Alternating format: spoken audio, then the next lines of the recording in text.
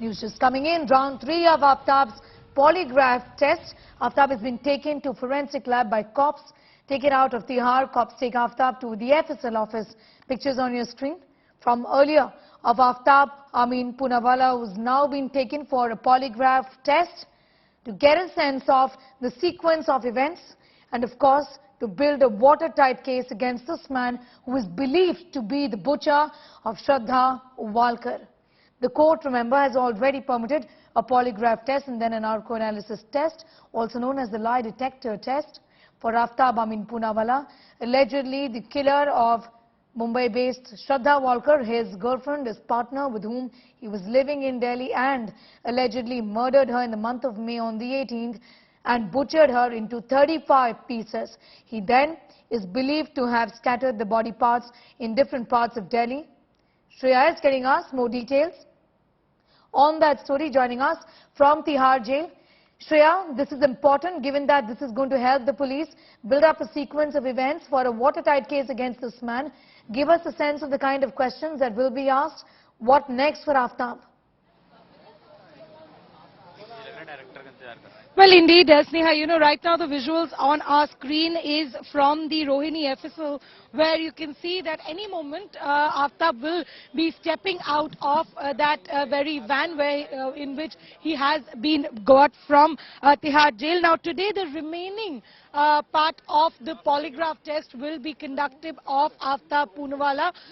There's already twice that he was got in Rohini FSL, first on the 21st of November when the pre-sessions were done, then on the 25th of November when a part of the main session was done, and now the remaining part of the polygraph test will be conducted, and this is where we are right now, the Forensic Science Laboratory in Rohini, where the remaining part of the polygraph test, once conducted, we do know that there will be a narco test which will happen on Aftab Poonawala. The reason why we see all these is because the Delhi police is gathering scientific evidence to understand the kind of the investigation process that they need to follow, and that's the very reason you see that these tests are right now being conducted in the FSL of Rohini of Aftab Poonawala.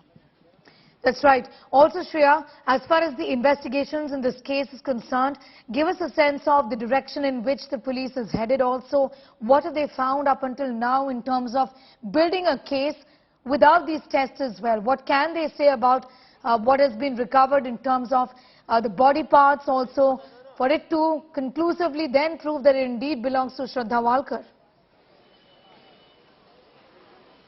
Well, Sneha, there have been body parts, dismembered body parts that the police has recovered from the Mehroli forest region and also from the Maidangari pond that they had actually emptied. Now, these reports are still awaited at the CFSL because it's a long procedure. Likely by next week, we would see a conclusive report coming in, which the Delhi police is all hopeful will be the body parts of Shraddha Walkar. Now, from then onwards, the same bones will also be used to understand the time of the murder of Shraddha Walkar. Remember, so far, the 18th of May theory is as per the verbal confession of Aftab Poonawala. Now, Delhi police would obviously want to bring evidence into the play when they make it a watertight case before they file the charge sheet.